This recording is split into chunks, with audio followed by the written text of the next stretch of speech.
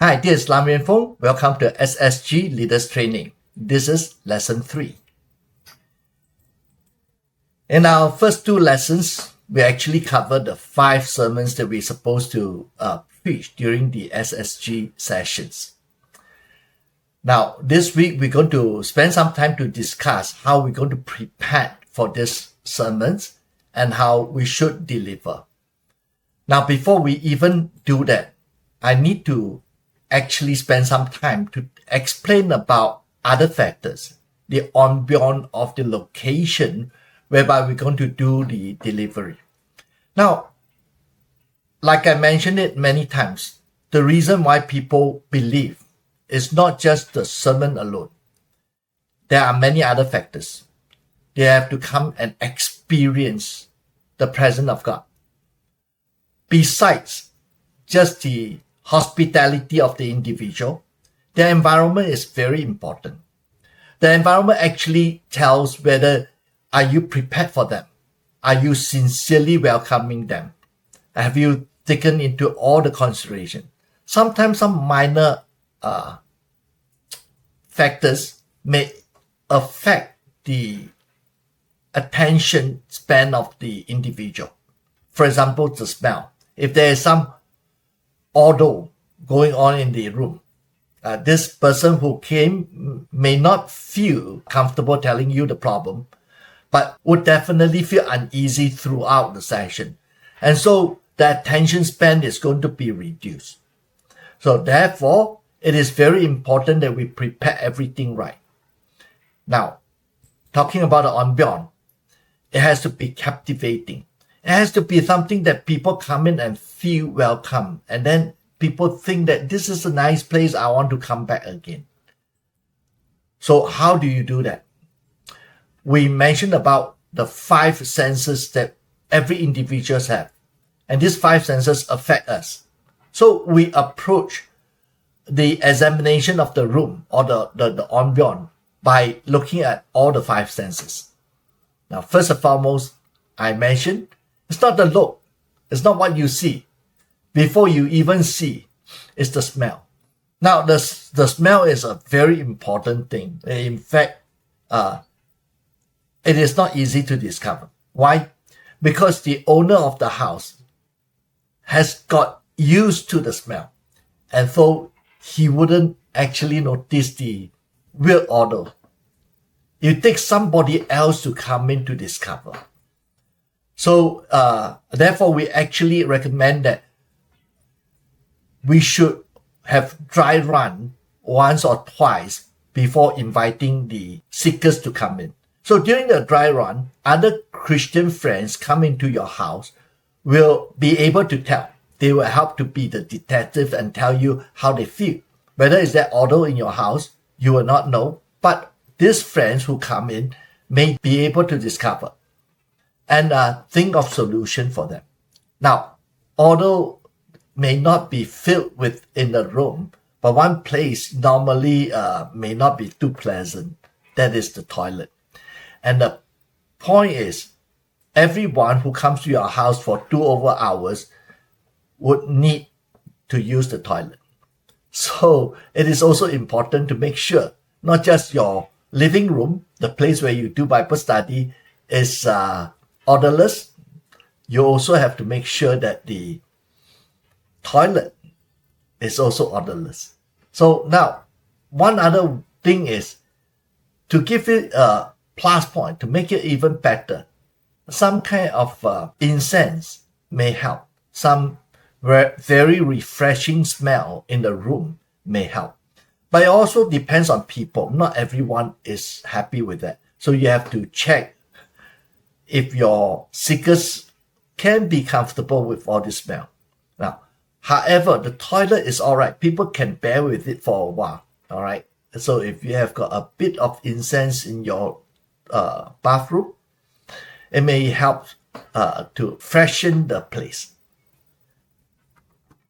Now, besides smell, what's next? What you see next.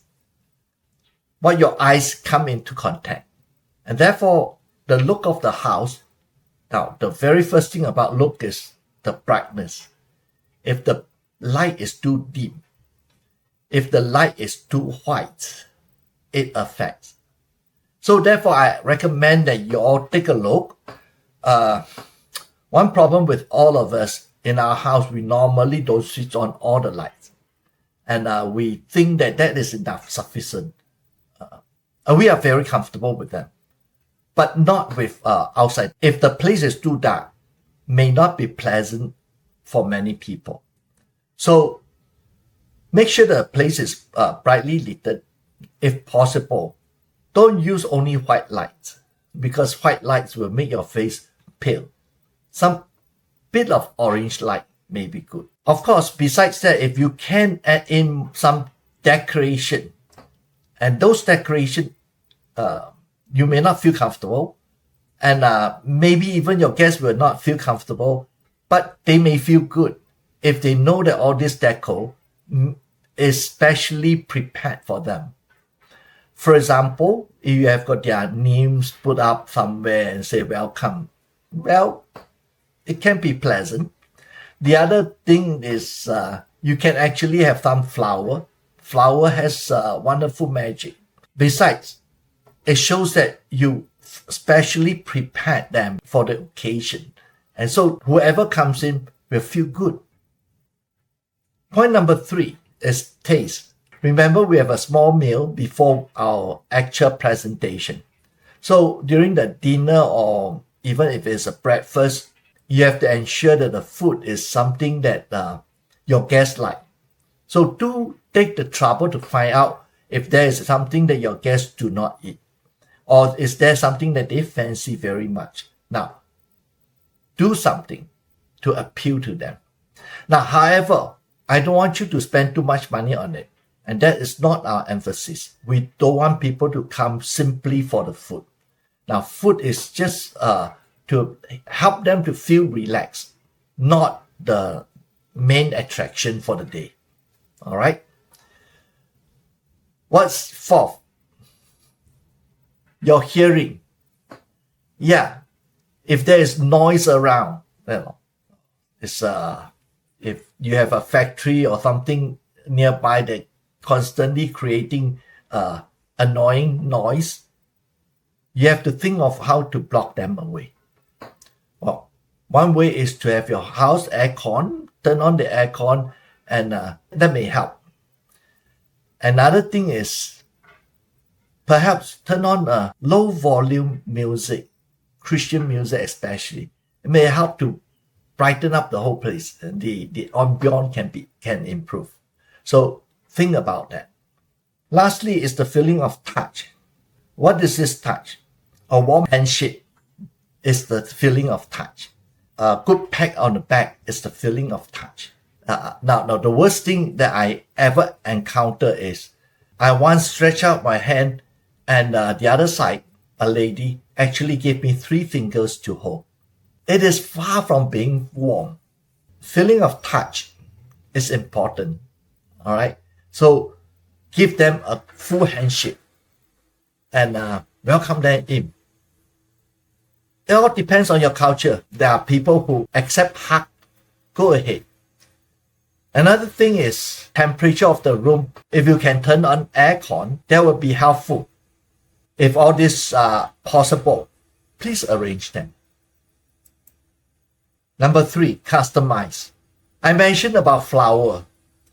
When people look at a bouquet of flower in front of them, they know this is done specially for them. It is customized for them. And so they feel that you have put in some effort specially for them.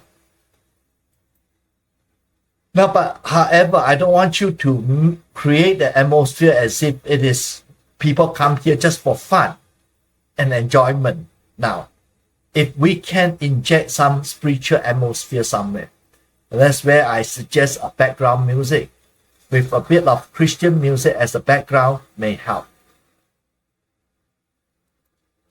Lastly, instill a sense of participation and ownership. In what way you can instill a sense of participation or ownership? Now that's where we have got icebreaker. That's where we play games, and everybody participate in these games. That's how you actually create that sense of participation. So after this, let's move on to the topic today, that is the preparation and the delivery of the sermons. Now, before we even talk about how to do it, we must talk about some principle. And this is something that is taught to me by my lecturer, and I find that it is very, very important.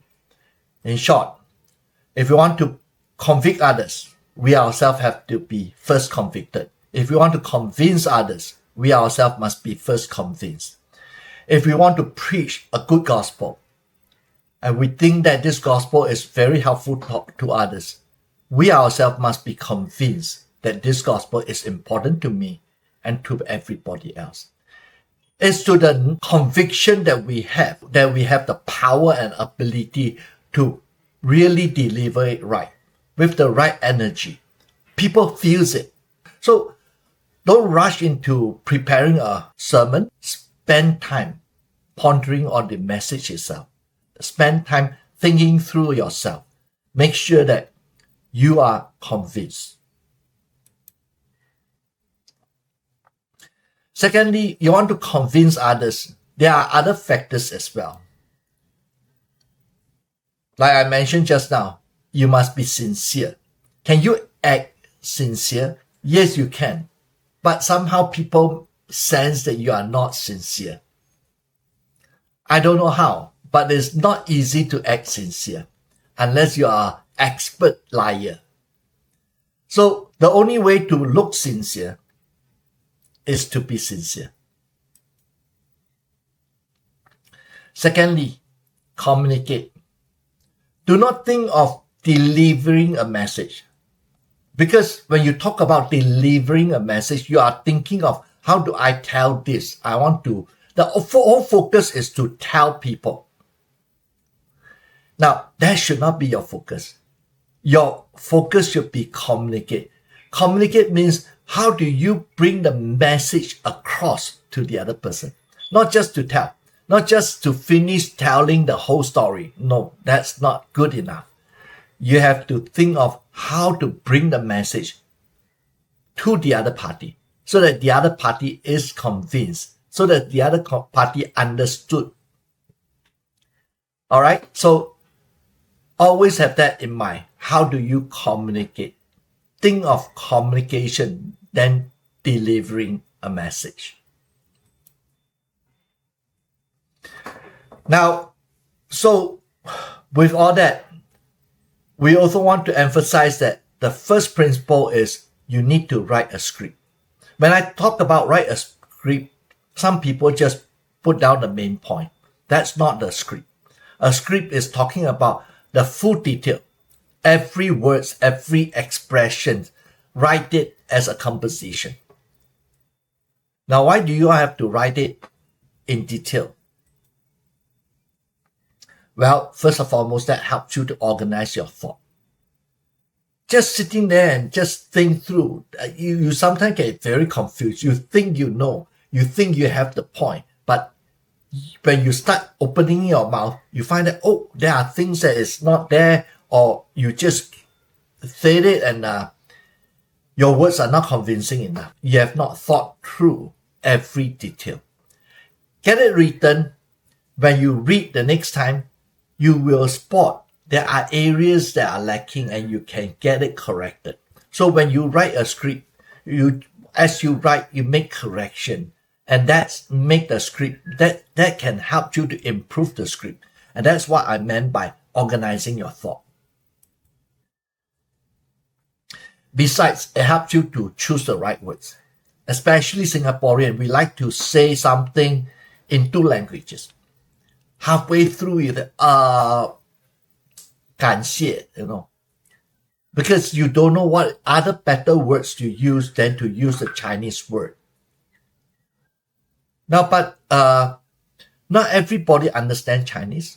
Not everybody understands your mother tongue. So to reduce all those embarrassment, the best thing is to prepare a script.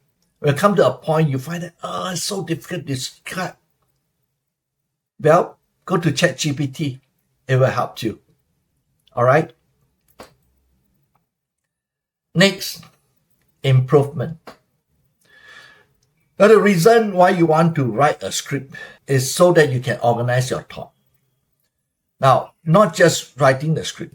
After writing the script, you have to read through it again and again to find faults to improve it. Now, normally, my lecturer told me his experience. He normally spent 70% of his time preparing for a sermon. 70% is actually for the improvement, for the corrections. You keep going through the message and then make correction to it once and again. Writing a script is quite fast. You take about 2 hours to finish writing the script. But you find that the script after 2 hours written isn't perfect. There are things that are here and there that you feel the presentation is not good enough. And so as you read through once, twice, you spot and you find ways to improving it. Sometimes it's illustration. You find illustration to bring that thought, the idea across better. So spend time reading through. It will help you to improve. Now, the reason why you have to write script is that so that you can read through, you can improve it again and again until the script is near perfection. At least to you, it is near perfection. It is good enough for you to use it to deliver. All right. And that it takes time. The control of time is one big problem to many people. Now, especially when you did not prepare for the sermon, many people don't know how to control time. They say, oh, it's very simple. I take only 5 minutes to deliver. Usually these people take that more than 10 minutes or even 20, 30 minutes. They don't know about time. They don't know how to control. They don't know where to start. They don't know where to end. They don't know how to, what to include. And so they include everything else. Now that's very dangerous. So make sure you learn how to write it down, practice, and then improve it. And by then, you know how you should control your time. Is the sermons you wrote too long or too short? That gives you a guide. So finally, you just got to practice and practice and practice with the script. All right, now we move on to talk about the contents. Now, it's a very short sermon. The entire sermon usually will not last than 10-15 minutes. That's all. And most of the time, you have to spend time to do a bit of recap. Remember, I mentioned that in lesson 2, you recap lesson 1, lesson 3, you recap lesson 1 and 2, lesson 4, you recap 1, 2, 3. So that already take away some 3 to 5 minutes. So you only left with 10-15 minutes at most to deliver your sermon. So make sure that your content is simple enough. Don't write a very complex sermons, 15 points to deliver. Don't do that. Just bring the message across short and simple. Don't have to do anything extra. As for the introduction I mentioned, do recap. Don't worry about the fanciful introductions that you have in mind. I don't think it is really that important. However, recap is important. I mentioned that the two reasons for recap. First of all, most to reiterate the points. It helps the individual to digest the information. Secondly, for those who miss 1 or 2 lessons, they will not feel out of place. They at least know what was mentioned in the last sermon. So that's help.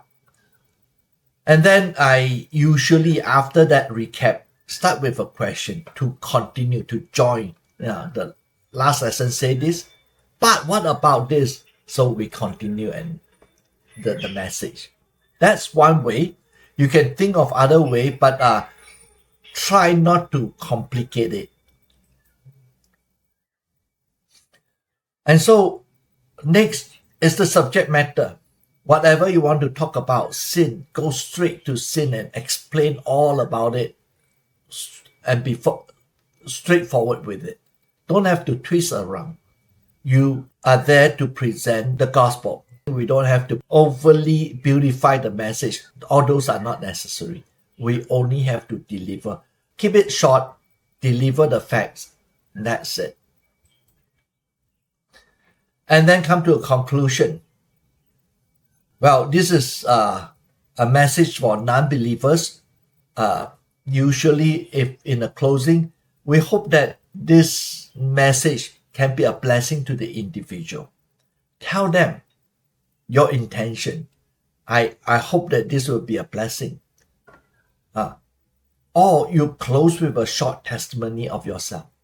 In my last sermons, I usually like to close with my own testimony, telling people my kind of a Christian life after I come to know Christ, what life is like, how has it changed, has it improved for me. So that's my how I usually like to conclude. But you have your way, think of it, plan it, and get it written. Now you find that my content is rather simple: intro, subject, and then conclusion. Because it is a short sermon, I don't want to complicate it. Try to keep it short. If there are 2 points, you just quickly mention the 2 points. If you need some illustration, you use your illustration, but don't have to spend too much time with all those things. Again and again, I have mentioned this. The emphasis is not on the tactfulness, the creativity. The emphasis is on the fact. You only have to present the fact correctly, sufficiently. That would do. All right. You notice that I specially mentioned about introduction and conclusion. Why? Well, you find that they are very important. And when you prepare the introduction and the conclusion, you got them written down. Read through, memorize them. If you have not done that, the chances you will drag. You don't know how to start. There are many people who start when you invited them to talk. Oh, I'm very comfortable with this topic. Now, when you invite them to talk, they tend to have difficulty. They don't know where to start. Where do I start? There are a lot of things about this matter that I can talk about, but where do I start? A lot of time you find that these people just drag and they can tell you a long story before they even get started because they don't know how to start. So introduction is important. You know how to intro, you have it written down, practice through again and again. It will help you. The moment you are invited, you start immediately. That is important. Similarly with conclusion, if you are not prepared, you don't know how to end. There are too many people who continue and you hear people talking like this. It means that this person is not prepared. They don't know where to end. They don't know how do you put a conclusion to it. So it needs some practice. Now, the best thing is get it written down. You know exactly how do you conclude this part, what you have to say, finish. At which juncture you have to draw a conclusion. Now, if you have got all those things prepared, it really helps in the delivery. Usually, I find people have no problem with the subject matter. Subject matter is something that they are very, very familiar. They have already well prepared for it. They know what to say. But it's the introduction and the conclusion that most people have problem. So that's the reason why I especially mention about these 2 things. Do prepare for it so that you will not go wrong.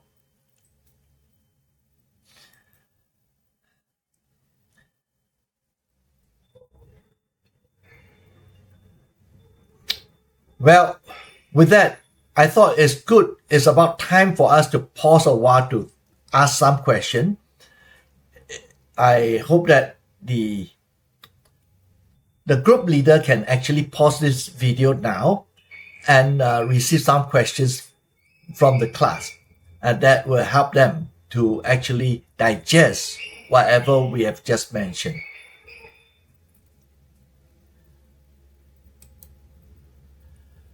Next, we want to talk about delivery. How do you deliver a sermon? But before you talk about that, one first thing that comes into our mind is fear. We, especially those who have not done it before, you feel terribly nervous. What am I going to do? How am I going to do it? I feel so embarrassed, so fearful. Now, I'm sure newcomer, anyone who is new, we have got the same fear. I had mine. I was very nervous when the first time I was supposed to preach. Very, very nervous. I regret so much. Why would I even volunteer to do this? All right. So you go to toilet many times. You just cannot settle. You don't know what to do. Now, before we talk about how do you solve the problem, we have to let you know what's the cause of the problem.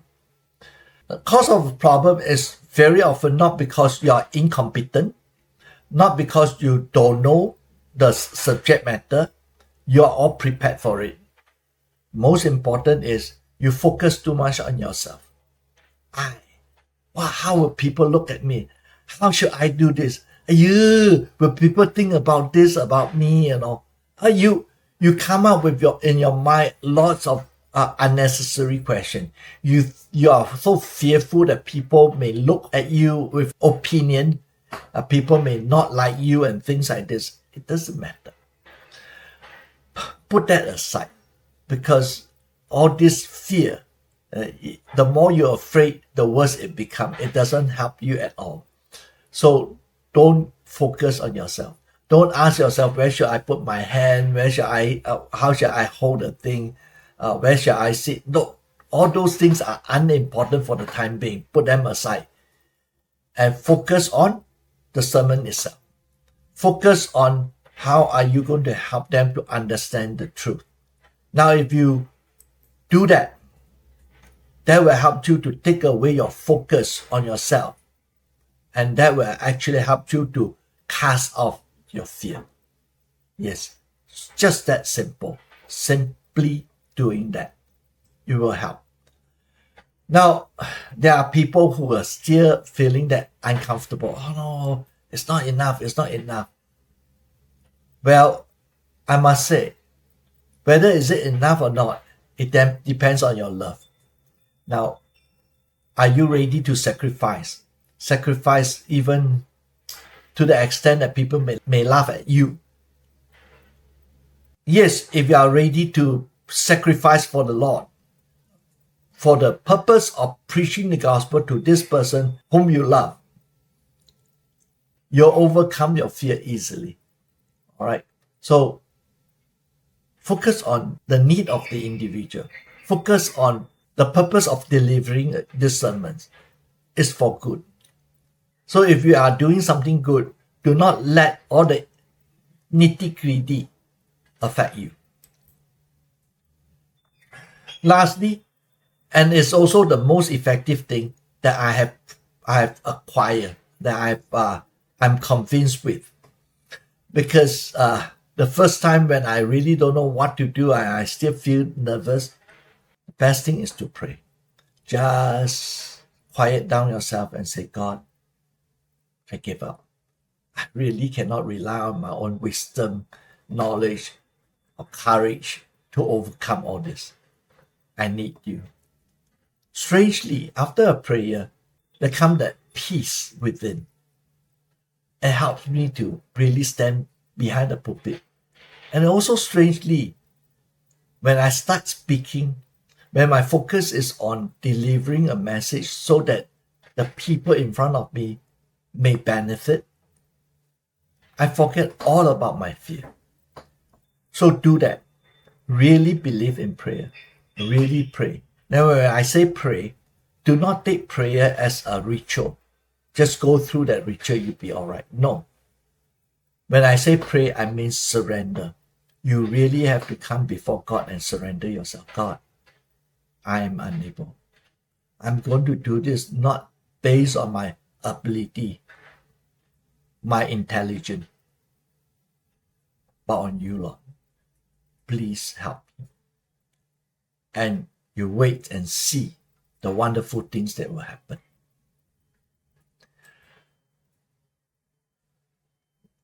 And so, lastly, how to assure that you can preach a good sermon.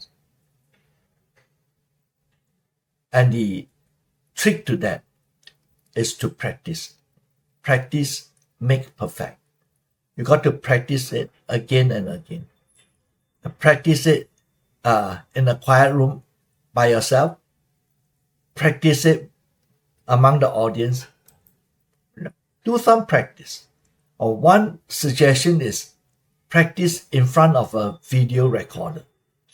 Now it is very helpful because after that you watch through your video again and again and you'll be able to tell where went wrong. How do I improve it? You'll be a good judge of yourself. All right. So video recording is good if you have the ability. This day, a lot of us have got a handphone. So it's not that difficult to record your own sermon. And I'm doing it right now. Secondly, my lecturer always tells us, when you prepare, you need a script.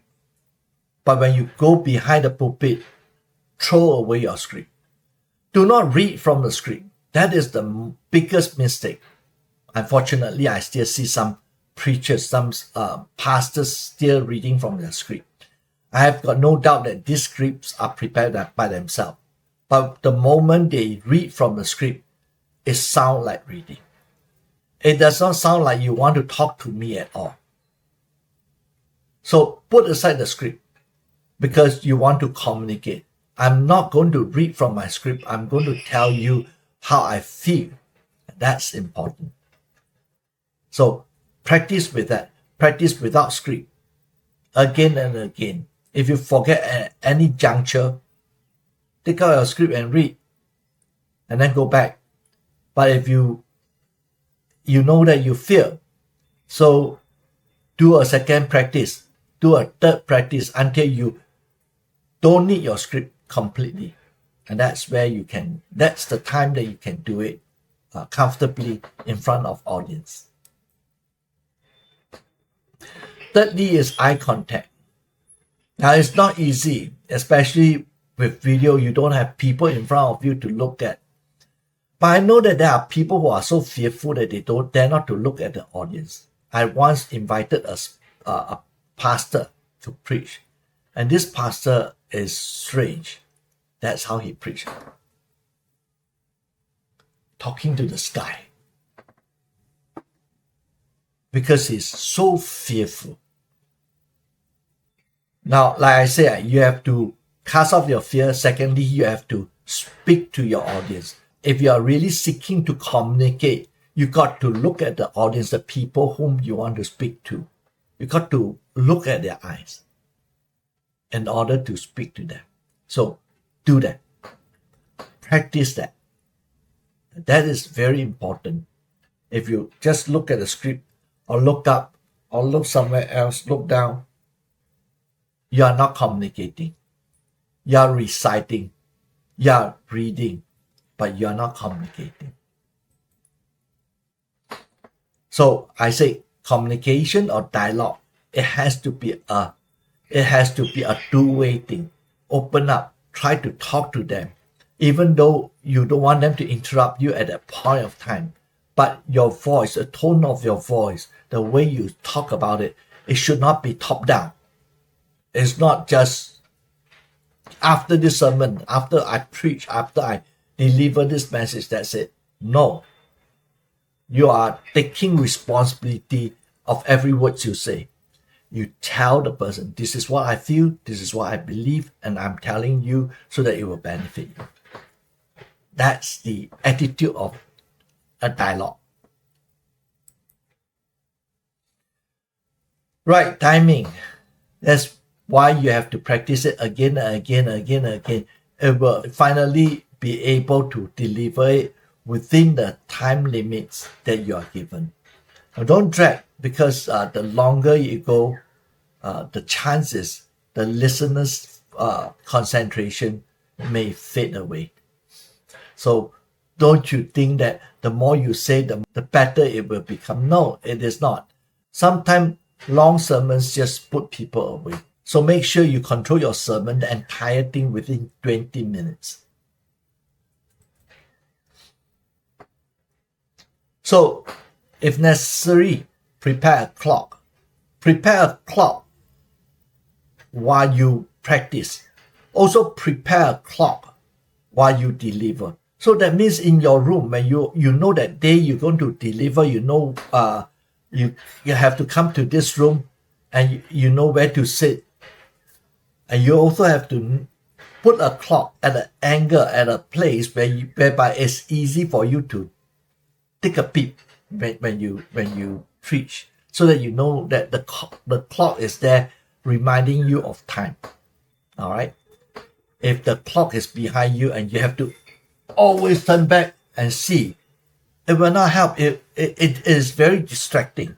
So make sure that the clock is in front of you, somewhere that you don't have to look down, look up, or you just peek behind the person. Yeah, it will help. Right, I mentioned that we have to practice. And so the rest of the time, I want you to really practice. I want you to start writing it before even you leave this place. Now, spend half an hour or so, begin to write your sermons. Organize yourself.